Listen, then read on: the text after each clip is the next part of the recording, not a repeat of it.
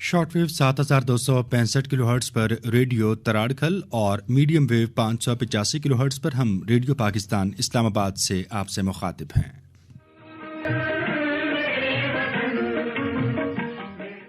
Programme में आप समाअत कर रहे हैं कश्मीर मंजरनामा। प्रोग्राम के प्रोड्यूसर हैं इनाम अहमद सोमरो और मैं आपका मेजबान मनाजिर हुसैन। जी जनाब, आज है 6 रमज़ान मुबारक 1444 हिजरी और 28 मार्च 2023 दिन है मंगल का। जी जनाब, अगर आप हमें कॉल करना चाहते हैं तो आपको डायल करना होगा हमारा स्टूडियो का टेलीफोन नंबर है जी 92069995। और अगर आप इस्लामाबाद रावलपिंडी से बाहर से हमें कहीं से कॉल कर रहे हैं तो आपको डायल करना होगा इस्लामाबाद का एरिया कोड जो है 051।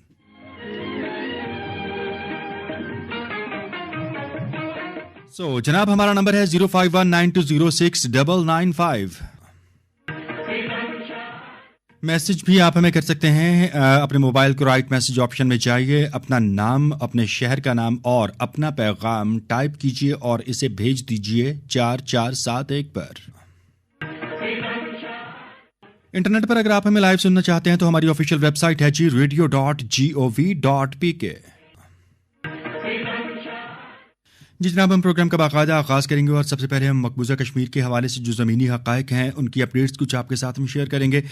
हुर्रियत क़यादत ने भारतीय अफवाज की जानिब से जो गासबियत और बर्बरियत का सिलसिला मकबूजा कश्मीर में जारी है इसकी शदीद मज़म्मत की है। और इसके अलावा जी मुतवातिर पाबंदियाँ हैं एक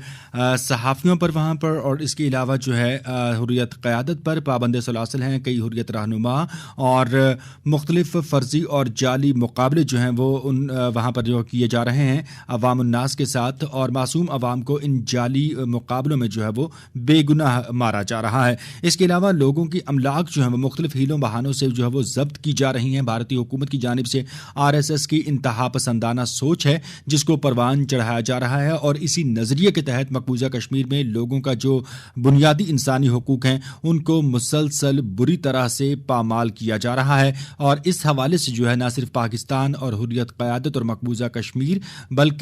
दुनिया भर में बसने वाले जो कश्मीरी हैं वो अपनी आवाज़ बुलंद कर रहे हैं और तवक्को करते हैं बैनुल-अक़वामी उन इदारों से जो इंसानी हुकूक की जो है वो पासदारी के हवाले से अपने किरदार को यकीनी बनाने के हवाले से लोगों को मोटिवेट कर रहे होते हैं, और जो गासिब होता है उसकी वो मज़म्मत भी करते हैं। लेकिन बदकिस्मती से मकबूजा कश्मीर की सूरत हाल में मामला यकसर और तरह का है। यहाँ पर इंसानी हुकूक की पामारियाँ भी देखने को मिलती हैं, वहाँ पर जबर भी देखने को मिलता है, इस्तबदाद और जुल्म भी देखने को मिलता है। लेकिन इंसानी हुकूक के आलमी इदारे तो दूर की बात, सबसे बड़ा इदारा जहां पर इस एजेंडे को पेश किया गया वो भी भारत की जानिब से, वही इदारा अपना जो हकीकी किरदार है उसको निभाने में और उसको मंतकी अंजाम तक पहुंचाने में जो है वो अबहाम का शिकार नजर आता है। इसके अलावा जी अगर हम बात करते हैं मजमूई तौर पर रवायती भारतीय हट धर्मी के साथ साथ डेमोग्राफिकल चेंज की, तो 5 अगस्त 2019 के इक़दामात जिनमें 370 और 35A को मनसूख किया गया और एक और स्याह दिन जो है वो रकम किया गया तारीख के बाब में भारत की जानिब से, और मकबूजा कश्मीर के कश्मीरियों की मुश्किलात में इजाफा किया गया। फिर उसके बाद डेमोग्राफिकल चेंजेस हमने देखी, आबादी का तनासुब तब्दील करने के मज़मूम और ओछे हथकंडे जो हैं भारत की जानिब से अपनाए गए, और साथ ही साथ इस इंतहा पसंदी को सिर्फ मकबूजा कश्मीर में ही नहीं देखा गया बल्कि वो कहते हैं कि जी जुल्म फिर जुल्म है, बढ़ता है तो मिट जाता है। रद्द अमल भारत के अंदर से आया। खालिस्तान तहरीक के हवाले से सिखों ने अपनी आवाज़ उठाई, और इसके अलावा दीगर आज़ादी की कई तहरीकें हैं जिन पर भारत जो है इस पर काम करता हुआ नजर आता है। उनको इस वक्त प्रेशराइज करने के चक्कर में है, उनको एलिमिनेट करने के चक्कर में है। लेकिन यह है कि आज़ादी की तहरीकें भला दबाने से कब दबी हैं, रोकने से कब रुकी हैं, और तमाम जो कुर्बानियां हैं, तमाम जो खून है किसी भी आज़ादी की मंजिल को हासिल करने के हवाले से कब ऐसा हुआ है कि वो बेरंग हो जाए, बेअसर हो जाए। तो भारत को यकीनन जनाब हिसाब तो चुकाना होगा और चुका भी रहा है। और इसमें अगर हम बात करते हैं तो अक़लियतें भारत में ख़ास तौर पर जो हैं उन पर अरसा हयात बहुत तंग कर दिया गया है। मुसलमानों का माशी बाइकआउट जो वो एक जानिब है, इसके अलावा मुसलमानों को जो है खुसूसन टारगेट किया जा रहा है। सिर्फ मुसलमान ही नहीं बल्कि सिख, عیسائی اور اس کے علاوہ دیگر مذاہب سے تعلق رکھنے والے، بدھ مت لوگ اور حتیٰ کہ نچلی ذات کے ہندو جنہیں ہم دلت کہتے ہیں، یہ طبقہ بھی ہندوؤں کے مظالم سے، جو برہمن طبقہ ہے ان کے مظالم سے، یہ جو رولنگ کلاس ہے ان کے مظالم سے بہت بری طرح سے عاجز آ چکا ہے، تنگ آ چکا ہے۔ بھارتی پنجاب کی جو صورتحال تھی وہ ہم نے سب نے دیکھی، وہاں پر کرفیو کی صورتحال تھی، انٹرنیٹ سروس معطل کی گئی، سڑکیں بلاک کر دی گئیں، پہیہ جام ہڑتال بھی رہی۔ امرت سنگھ پال جو سکھ رہنما ہیں اور خالصتان کی تحریک آزادی کو لیڈ کر رہے ہیں، ان کو اریسٹ کرنے کے حوالے سے بات چیت کی گئی اور اس پر پھر مجموعی طور پر جو ایک رد عمل سامنے آیا جس پر مودی کو منہ کی کھانا پڑی۔ راجیہ سبھا اور لوک سبھا میں جو ممبران تھے وہ سیاہ کپڑے پہن کر وہاں پر شریک ہوئے اور اپنا احتجاج ریکارڈ کرایا، تو یقیناً جو تجزیہ کار اور جو ماہرین ہیں، جو بصیرت رکھنے والے لوگ ہیں، وہ اس ساری صورتحال میں بھارت کو مجموعی طور پر قصوروار ٹھہرا رہے ہیں اور خاص طور پر بھارتی سرکار کو قصوروار ٹھہرا رہے ہیں کہ بھارت کے ٹوٹنے پھوٹنے میں اور بھارت کو مجموعی طور پر جو ہے وہ اس مشکل سے دوچار کرنے میں بھارت کی اپنی ہی انتہا پسند حکومت بی جے پی اور مودی کا ہاتھ ہے۔ تو مودی کو ہوش کے ناخن لینے ہوں گے، کہیں ایسا نہ ہو کہ بہت دیر ہو جائے اور بھارت شکست و ریخت کا شکار ہو کر ٹکڑے ہو جائے۔ اچھا ڈاکٹر صاحب، اس کے علاوہ آپ سے یہ بھی جاننا چاہیں گے کہ کچھ ہم اپنے داخلی استحکام کے حوالے سے بھی بات کرتے ہیں، کہتے ہیں جی کہ مائٹ از رائٹ، اور عالمی سطح پر تو ہم نے اس مقولے کو 110% درست ہوتے ہوئے دیکھا اور اس کے اثرات بھی جو ہے وہ ہم نے آبزرو کیے ہیں۔ یہ کہیے گا کہ انٹرنلی خواہ ہم پولیٹیکلی سٹیبل ہونا چاہیں یا ہم اکنامکلی سٹیبل ہونا چاہیں، یہ کتنا ضروری ہے اور ہم کیوں نہیں ہو پا رہے؟ ہم کیسے ہو سکتے ہیں تاکہ ہماری آواز میں جو ہے وہ ایک جان آئے، ہماری آواز میں وہ ایک وقت اور اہمیت ہو جسے دوسرے لوگ کنسیڈر کریں اور ہم مقبوضہ کشمیر جیسا بڑا مسئلہ جو ہے وہ اس کو حل کی طرف گامزن کر سکیں؟ ڈاکٹر صاحب جی، یہ بہت ہی امپورٹنٹ کوسچن ہے اور بہت زیادہ ضروری بھی ہے۔ یہ ہمارے وقت کی بھی ضرورت ہے، پاکستان کی ضرورت ہے، پاکستان کے مستقبل کی ضرورت ہے۔ بہت بدقسمتی کے ساتھ میں آپ کو کہوں گا کہ جو آپ نے سوال کیا تو آپ نے تو چونکہ پہلا کوسچن انٹرنیشنل کمیونٹی کے حوالے سے کیا اور بین الاقوامی اداروں کے حوالے سے کہ وہاں سے آوازیں کیوں نہیں آ رہی ہیں، لیکن اصل سوال یہ ہے کہ یہ آوازیں اس لیے نہیں آ رہی ہیں کہ ہم ایک نیوکلیئر طاقت ہونے کے باوجود، تقریباً 30 ملین پاپولیشن ہونے کے باوجود، بہت مضبوط ہمارے پاس آرم فورسز ہیں، نیوکلیئر پاور ہے، ان ساری چیزوں کے باوجود ہمیں کسی نہ کسی صورت میں کوئی ایلینیشن کا یا پھر ہماری آواز نہ سننے کا سامنا ہے، اور یہ بہت بڑا کنسرن ہے انٹرنیشنل لیول پہ۔ اس کی وجہ یہ ہے کہ پاکستان مسلم دنیا کا ہی نہیں بلکہ انٹرنیشنل کمیونٹی کا ایک بہت امپارٹنٹ ملک ہے، اور امپارٹنٹ ملک اس کی جو تصویراتی لوکیشن ہے، یعنی جیو پولیٹیکل لوکیشن ہے، اس کے لحاظ سے بھی، اور پھر جو رول پاکستان ماضی میں پلے کرتا رہا ہے ریجنل لیول پہ یا پھر انٹرنیشنل لیول پہ، تو وہ بڑا قابل ستائش رول بھی رہا ہے۔ آفٹر آل کیا ہوا کہ ہمارے اس رول کو بھی بہت زیادہ اپریشیٹ نہیں کیا جا رہا ہے، اور ہمارا جو کنسرن ہے مقبوضہ کشمیر میں انسانی حقوق کے حوالے سے یا پھر ہندوستان میں مسلمانوں کے حقوق کے حوالے سے یا مسلمانوں پہ جو ظلم و ستم ہو رہے ہیں اس کے حوالے سے، تو اس کی پذیرائی نہیں ہو رہی ہے۔ اس کی بڑی وجہ یہی ہے کہ ہم اندرونی طور پہ یعنی داخلی طور پہ ہم انتشار کا شکار ہیں، اور یہ انتشار میں آپ کو بتاؤں کہ ہماری جو اکنامک پروگرس ہو یا سوسائٹی کا جو ایک انٹیگریشن کا ایلیمنٹ ہے، یا نیشنل انٹیگریشن یا نیشنل یونٹی کی بات ہو، ان ساری چیزوں کو امپیکٹ کر رہی ہے، اور اس ساری چیزوں کا جو ماخذ ہے وہ پولیٹیکل انسٹیبلٹی ہے پاکستان میں۔ کیونکہ اگر پولیٹیکل انسٹیبلٹی نہ ہوتی اور پولیٹیکلی ہم سٹیبل ہوتے، آپس میں یکجا ہوتے، تو میں آپ کو بتاؤں کہ یہ جو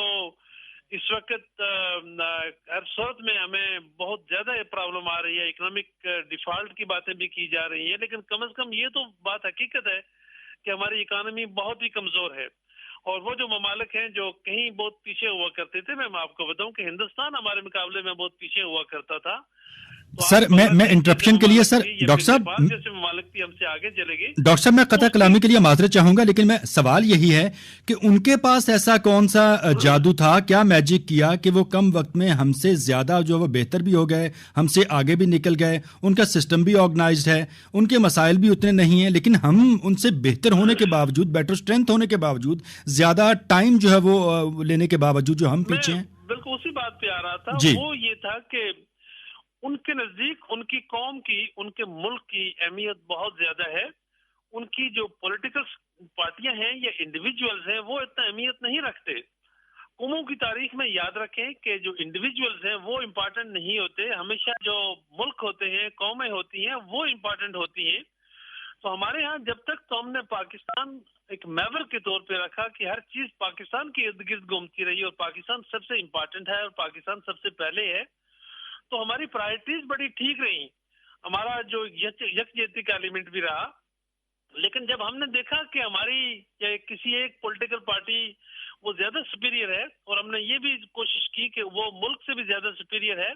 یا کچھ انڈیویجولز کو ہم نے کہا کہ وہ بہت امپارٹنٹ ہے، ملک سے بھی زیادہ امپارٹنٹ ہے، تو وہاں پہ ہم نے یہ کیا کہ ہم نے پاکستان کو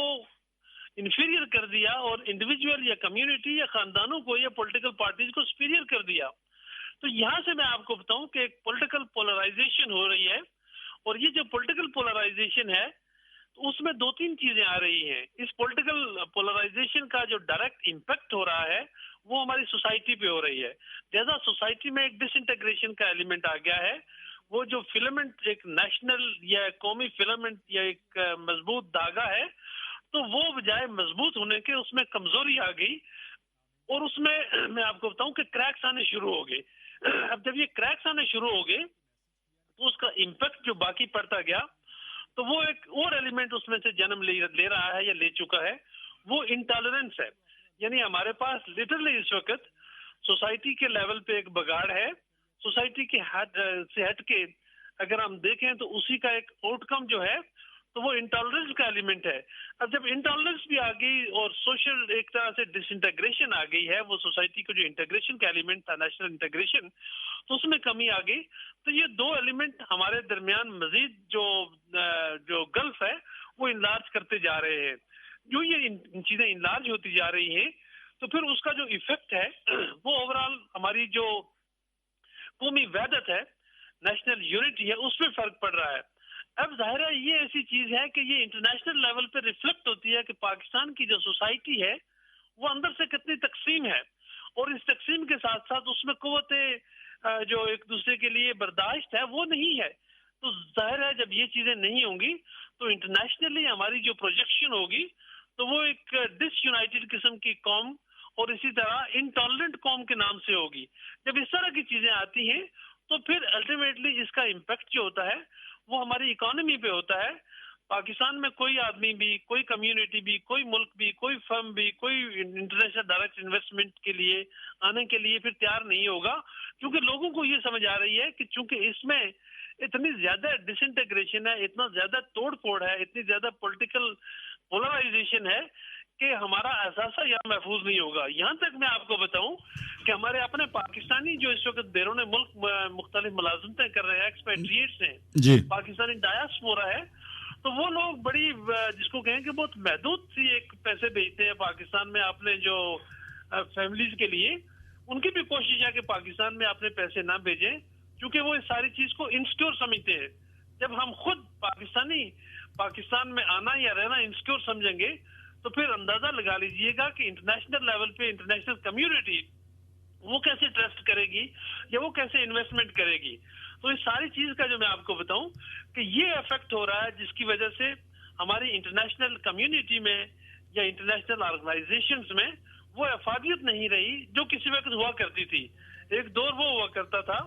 کہ امریکہ کے پریزیڈنٹ کو صدر ایوب جیسے لوگ تبکی دیتے تھے چہرے پہ کہ ویل ڈن بوائے. اس وقت حالانکہ ہم نیوکلیئر پاور نہیں تھے اور بہت بڑی فوج بھی نہیں تھی، لیکن آج کیا ہو گیا کہ چھوٹے چھوٹے ممالک بھی ہمیں ڈکٹیٹ کرتے ہیں،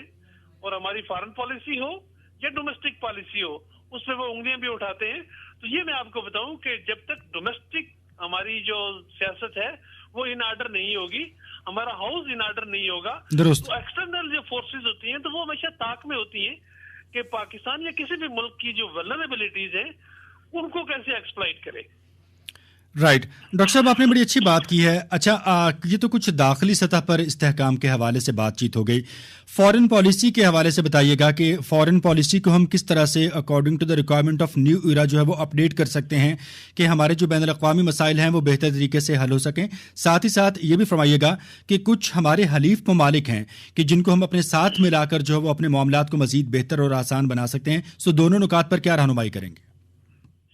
जी बिल्कुल, फॉरेन पॉलिसी में आपको बताऊं कि एक टूल है इंटरनेशनल रिलेशन का, और फॉरेन पॉलिसी का अपना जो टूल है वो डिप्लोमेसी है, और बहुत इंपॉर्टेंट होता है क्योंकि फॉरेन पॉलिसी कहा जाता है कि it is a sum total of your domestic policies. अब डोमेस्टिक पॉलिसीज अगर यकजा नहीं होंगी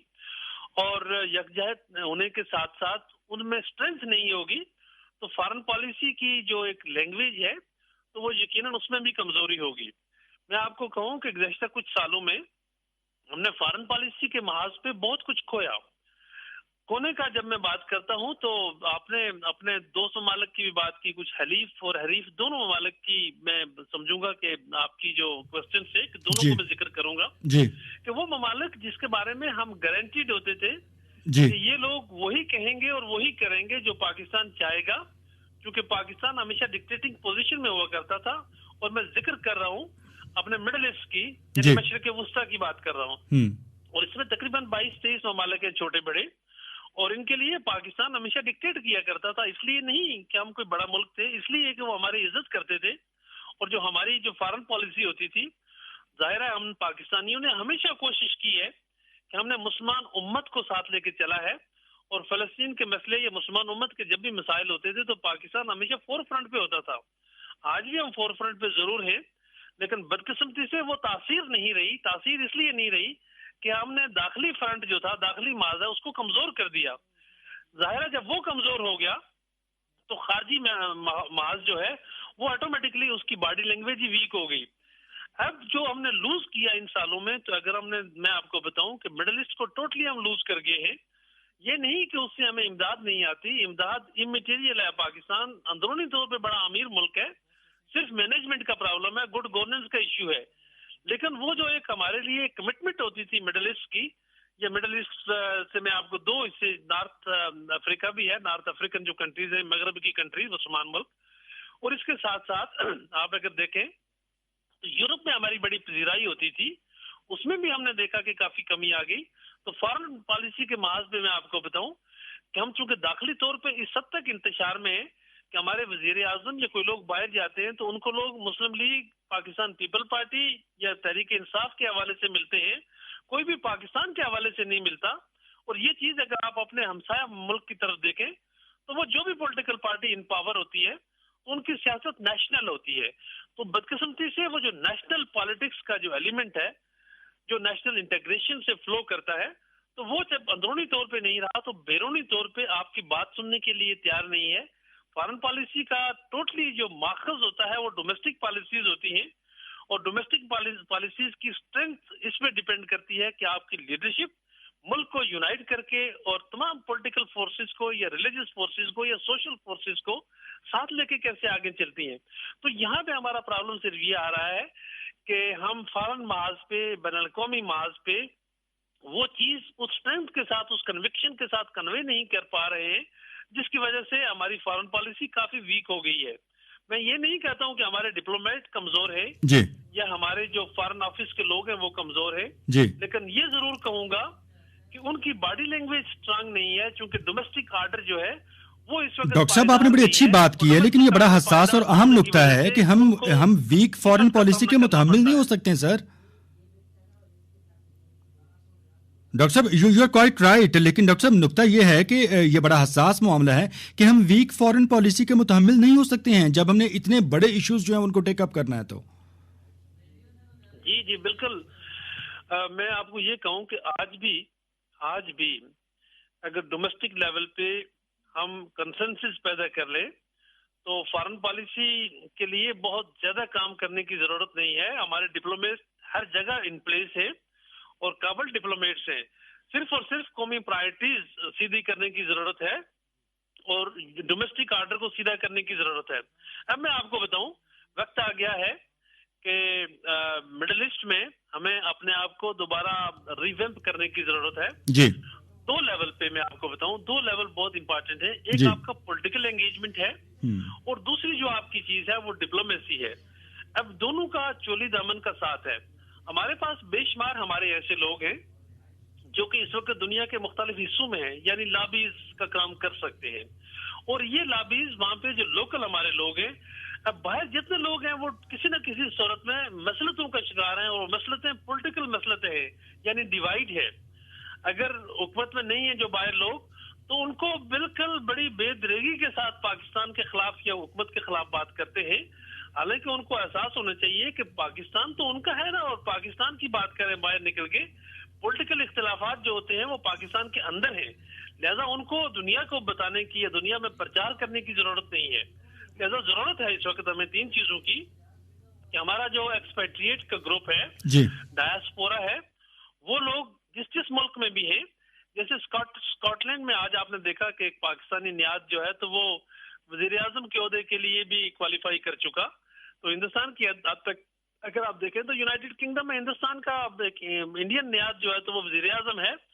تو اس طرح پاکستانی دنیا میں بہت مقام رکھتے ہیں. ہماری جو ڈایاسپورا ہے ایکسپیٹریٹ سے, ہمارے پولیٹیکل لیڈرشپ کو ضرورت اس امر کی ہے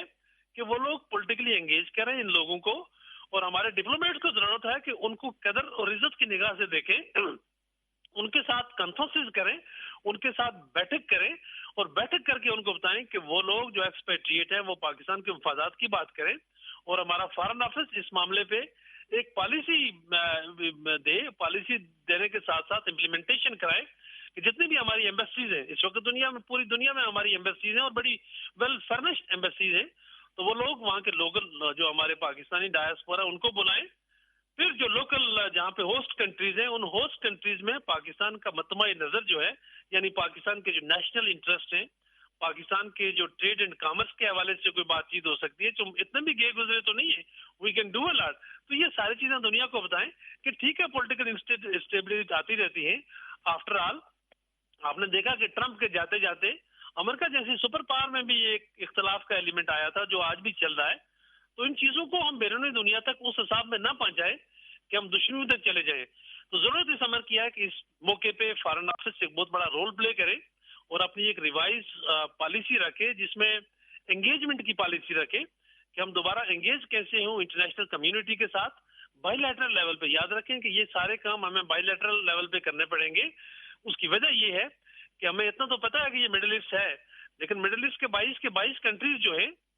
وہ اپنی انڈیپینڈنٹ حیثیت رکھتے ہیں. اسی طرح سینٹرل ایشیا ہے تو اس کی 5 کے 5 ممالک اپنی اپنی فارن پالیسی رکھتے ہیں. لہذا بائی لیٹرل طور پہ ہمارے سفرا حضرات ہر جگہ موجود ہیں, تو وہاں انگیجمنٹ کریں, اور اس کے لیے فارن آفس کو اپنا ایک لائن آف ایکشن یعنی ایک آؤٹ لائن پلان ایشو کرنا ہے,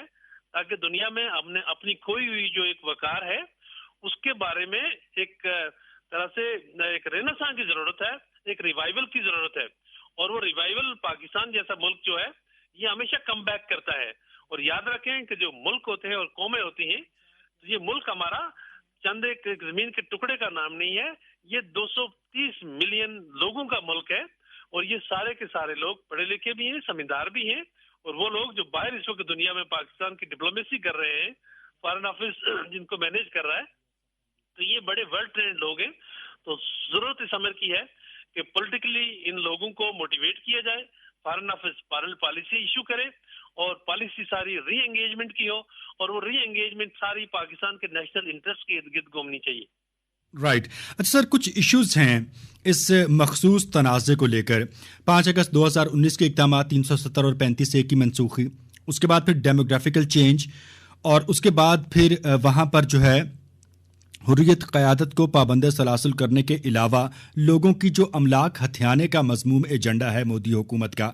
اس کو, ان تینوں پوائنٹس کو مد نظر رکھتے ہوئے آپ کے خیال میں ہمیں کیا کرنا چاہیے, اور انٹرنیشنل لیول پر ان معاملات کو ہمیں کس طرح سے ٹیک اپ کرنا چاہیے, کیونکہ یہ وہ معاملات ہیں جو فیوچر میں جو پاسبل سولوشنز ہیں اس ایشو کے, اس کو مزید کمپلیکیٹڈ کر رہے ہیں. کیا کہیں گے اس پہ آپ؟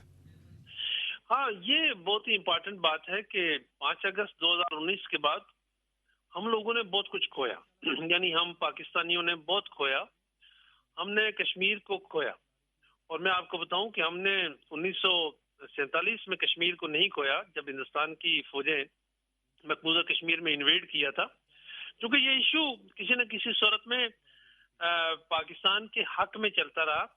اور آج بھی اگر میں آپ کو بتاؤں کہ اگر انٹرنیشنل لیول پہ جو کشمیر ڈسپیوٹ کی ایک پوزیشن ہے تو اس میں پاکستان ایک بڑے ہائر پیڈسٹل پہ کھڑا ہے. اور وہ ہائر پیڈسٹل کیا ہے کہ یونائٹڈ نیشن کی ریزولوشنز ہوں، یو این سی آئی پی کی ریزولوشن ہوں، یو این ایس سی کی ریزولوشنز ہوں، یا پھر پلبسٹ کے بارے میں جو بھی ریزولوشنز ہوں، یا کشمیریوں کے بارے میں انسانی حقوق کی ریزولوشن ہو، وہ ساری کی ساری پاکستان کی آواز ہے اور پاکستان کے پوائنٹ آف ویو کو فیور کر رہی ہے. لیکن ہوا کیا کہ ہندوستان ہمیشہ سے 1951 سے میں آپ کو بتاؤں 1951 میں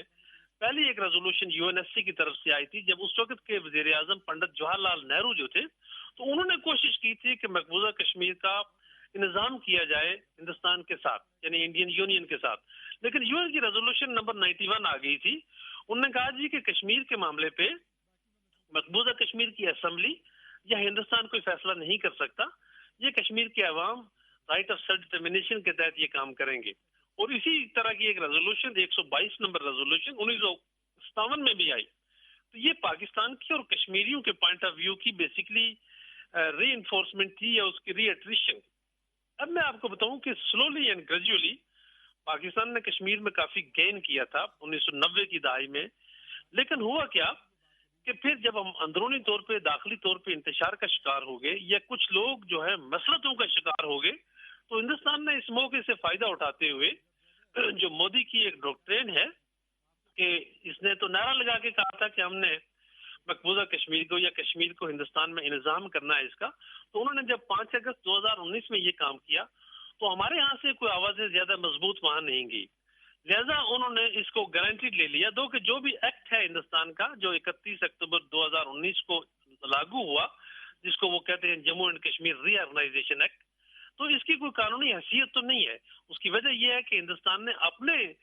قانون میں تبدیلی کی ہے،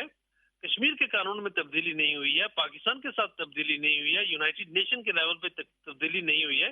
یہ ہندوستان نے اپنے طور پہ کیا. اور یہ یاد رکھنے کی ضرورت ہے کہ مقبوضہ کشمیر ہندوستان کا داخلی معاملہ نہیں ہے. جب داخلی معاملہ نہیں ہے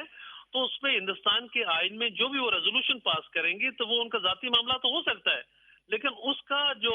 الٹیمیٹلی امپیکٹ ہے، لانگ ٹرم امپیکٹ کشمیر پہ نہیں ہوگا، ہونا نہیں چاہیے. لیکن اس کے لیے ضروری ہے کہ جو دوسرا فریق ہے یعنی پاکستان، تو پاکستان کو بہت زیادہ پرو ایکٹیو ہونے کی ضرورت ہے. اب پرو ایکٹیو ہونا تو ہمیں ضروری تھا اور میں سمجھتا ہوں کہ ایز اے نیشن ہم پرو ایکٹیو ضرور ہیں، لیکن کہیں نہ کہیں بدقسمتی سے ہماری حکومت کمزور رہی. اس وقت بھی حکومت کمزور تھی اور آج بھی حکومت کمزور ہے، اور ہم اندرونی طور پہ چونکہ داخلی انتشار کا شکار ہے تو یہ ہندوستان کو ہم یہ موقع دے رہے ہیں کہ وہ جو انضمام انہوں نے کیا ہے یعنی یونین ٹیریٹوری کی صورت میں مقبوضہ کشمیر کے 2 مختلف ریجن کو، تو وہ اپنی کنسولیڈیشن کر رہے ہیں، جس کی طرف آپ نے اشارہ کیا. جیسے آپ نے فرمایا کہ وہاں پہ ڈیموگرافک چینجز ہو رہی ہیں، انسانی حقوق کی خلاف ورزیاں ہو رہی ہیں، لوکل لوگوں کو وہاں پہ بے دخل کر کے تو غیر مسلموں کو ہندوستان کے مختلف حصوں سے لا کے آباد کیا جا رہا ہے.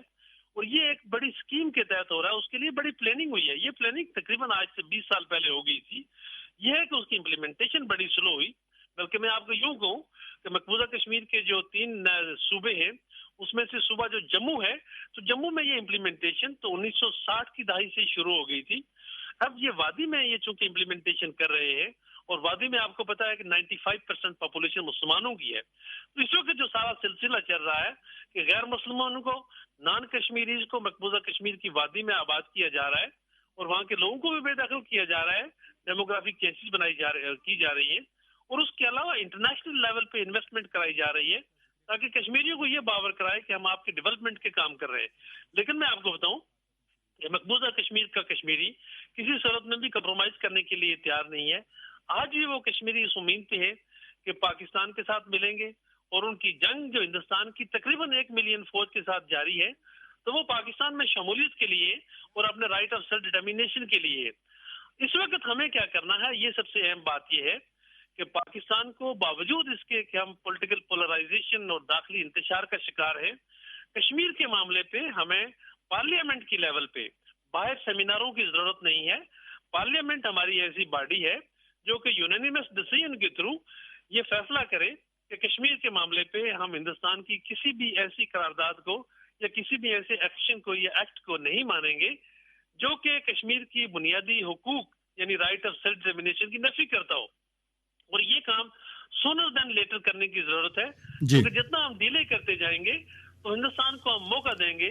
कि वो कश्मीर पे अपनी गिरफ्त मजबूत करता जाए, यानी कंसोलिडेशन करता जाए। तो हमें उस वक्त का इंतजार नहीं करना चाहिए कि जब कश्मीरियों को उनके घरों से, उनके इलाकों से, उनकी जमीनों से, उनकी जायदादों से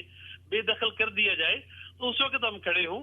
मेरा ख्याल है खड़े होने का वक्त अब है, और अब भी अगर हम करेंगे तो लेट है, लेकिन मैं समझता हूँ कि जरूरत है कि इस काम को किया जाए। और हिंदुस्तान की जितनी भी ये सारी दहशतगर्दी है, वो स्टेट स्पॉन्सर्ड टेररिज्म है, इंसानी हुकूक की खिलाफ वर्जी की सूरत में, कश्मीरी बच्चों की जेनोसाइड की सूरत में है, कश्मीर में डेमोग्राफी जो चेंज करने का एक फैक्टर है उसकी सूरत में है। ये फिर मैं आपको बताऊं कि इस वक्त जो ब्रिजेस बना रहे हैं वो इंटरनेशनल कम्युनिटी के साथ मकबूजा कश्मीर में, जिसमें हमारे मिडिल ईस्ट के कुछ ममालिक भी शामिल हैं कि वहाँ इन्वेस्टमेंट करें। तो ये सारी की सारी चीजें हमें अंडू कराने की जरूरत है, और ये काम सिर्फ और सिर्फ मैं आपको बताऊं कि पाकिस्तान कर सकता है, क्योंकि पाकिस्तान और कश्मीरी इनका रिश्ता लाजवाल रिश्ता है, और ये बहुत जरूरी है कि गवर्नमेंट ऑफ पाकिस्तान इस वक्त खड़ी हो और कश्मीर का इश्यू लोकली नहीं इंटरनेशनल फोरम में जाके लड़े, क्योंकि इंटरनेशनल फोरम में ये मसला पहले से मौजूद है। जी बिल्कुल डॉक्टर साहब, बड़ा तफसीलन आपने इसका जवाब दिया, और मैंने फिर कथा कलामी इसलिए भी नहीं की कि ये बड़ा एक अहम मौजू था, और जिस तरह से पॉइंट टू पॉइंट आप इस चीज़ को एलेबोरेट कर रहे थे, आपने बड़ा अच्छा इसको सम अप किया है। डॉक्टर साहब, ये भी जानना चाहूँगा आपसे कि जिस नफ़रत और जिस इंतहा पसंदी का मुतहम्मिल भारत हो रहा है, जो बीज वो बो रहा है वो खुद काट भी रहा है दाखिली सतह पे। हम देखते हैं कि अब वहाँ से आवाज़ें उठना शुरू हो गई हैं। भारतीय खालिस्तान के हवाले से सूरत हाल आपके सामने है। फिर भारत में ही नहीं बल्कि भारत के ख़िलाफ़ जो सिख कम्यूनिटी है वो बैनुल-अक़वामी सतह पर जो है प्रोटेस्ट करती हुई नज़र आती है। निचली ज़ातें बहुत तंग हैं, मजहबी आज़ादी जो है वहाँ पर सलब कर ली गई है, अक़लियतें जो हैं वो वहाँ पर परेशान हैं। तो आपके ख्याल में भारतीय हुकूमत जो है अब चाहते या ना चाहते हुए किसी शिकस्त व रेख्त की तरफ जो वो बढ़ रही है? और फिर बैनुल-अक़वामी सतह पर जो दूसरा पॉइंट उठाना चाहूँगा इस आखिरी सवाल में, देयर आर डिफरेंट ब्लॉक्स, एक अमेरिकन ब्लॉक है, फिर एक चाइना और रशिया का एक अलग ब्लॉक बनता हुआ नज़र आ रहा है। तो मैं चाहूँगा कि ये जो जियो पोलिटिकल सिनेरियो है इसको भी आप इस मखसूस पर्सपेक्टिव में डिस्कस करें। डॉक्टर साहब। जी जी बिल्कुल, बहुत ज़बरदस्त बात आपने फरमाई। मैं इसमें गुजारिश ये करूँगा कि इसमें कोई शक व शुबा नहीं है कि हिंदुस्तान में अक़लियतों को कुचला जा रहा है, और सबसे बड़ी जो अक़लियत है वो मुसलमान है, जो मकबूजा का जो हिंदुस्तान की आबादी का तकरीबन 17% है। जो कि हिंदुस्तान इसको 14-15% शो करता है, लेकिन प्रैक्टिकली 17% से ज्यादा है मुसलमान हिंदुस्तान, और वो सबसे ज्यादा है जो कुचली हुई जैन से ये बाकी फिर दिन हिंदुइज्म आपको बताऊं कि दलित्स का जो एलिमेंट है उन लोगों को भी ह्यूमिलिएट किया है, बल्कि कहा जाता है 1 मिनट के बाद एक दलित का कत्ल होता है। तो ये चीज हो रही है, इसमें कोई शक शुभ नहीं है। लेकिन जो इसके साथ साथ चीजें हो रही है, हाँ दूसरी चीज साथ हो रही है, आपने देखा राहुल गांधी का भी एक स्टांस आना शुरू हो गया, यानी कांग्रेस पार्टी का भी। तो ये तो है कि हिंदुस्तान में काफी हद तक। जी बहुत शुक्रिया डॉक्टर साहब। डॉक्टर साहब हमारे साथ मौजूद थे जी, और गुफ्तगू कर रहे थे मकबूजा कश्मीर की सूरत हाल पर, और जहाँ पे बहुत सारी दवाएं हम करते हैं, जहाँ पर हम बहुत सारी एफर्ट्स करते हैं, हम खारजा पॉलिसी के हवाले से बात करते हैं, हम दाखिली सियासी और माशी इस्तेहकाम पे बात करते हैं, फिर हम बैनुल-अक़वामी सिनेरियो पर जो है वो हम अपने हलीफ और हरीफ ममालिक की बात करते हैं कि हम किन ममालिक के साथ मिलकर जो है वो आवाज़ उठा सकते हैं। हमारे पास जो बैनुल-अक़वामी प्लेटफॉर्म्स अवेलेबल हैं, जैसे कि OIC है, अरब लीग है, और इसके अलावा दीगर प्लेटफॉर्म्स हैं, उनको हम किस तरह से मजीद मुतहर्रिक और फ़ाल बना सकते हैं? उनकी जो इम्पोर्टेंस है कि उनके जो डिसीजंस हैं उसको हम अक़वाम मुत्तहिदा में जो है वो किस तरह से पहुंचा सकते हैं, और उन डिसीजंस को पहुंचाने के साथ साथ फिर जो अक़वाम मुत्तहिदा में एक राय शुमारी होती है, जो उनका जो प्रोसीजर है उसमें किस तरह से इसको इफ़ेक्टिव बना सकते हैं। ये सारी बातें यहाँ पर इंतहाई अहमियत की हामिल हैं, और इसके अलावा मजमूई तौर पर जो है वो हम بات کرتے ہیں مقبوضہ کشمیر کی آزادی کے حوالے سے، تو ایک فکر اور ایک علم، یعنی کہ ایک ایشو یا ایک تنازع کے بارے میں براہ راست اور مکمل طور پر جاننا، اس کا علم رکھنا، یہ بھی بہت ضروری ہے. سو اس پروگرام کا مقصد جو ہے جہاں پر نہ صرف اس معاملے پہ آگاہی فراہم کرنا ہے، بلکہ ساتھ ہی ساتھ جو حالات حاضرہ کے تحت چیزیں رونما ہو رہی ہوتی ہیں ان سے بھی آپ کو جو ہے وہ اپڈیٹ رکھنا ہوتا ہے. ایک بریک لیتے ہیں جی، کشمیری نغمہ سنتے ہیں، پھر اس کے بعد ہم پروگرام میں گفتگو کے سلسلے کو مزید آگے بڑھائیں گے. آپ ہمارے ساتھ رہیے.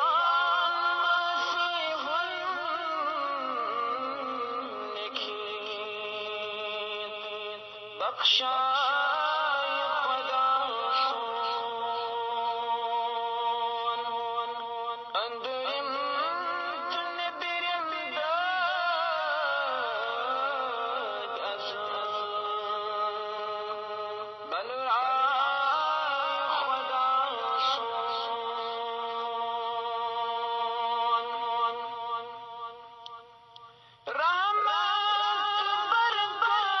بے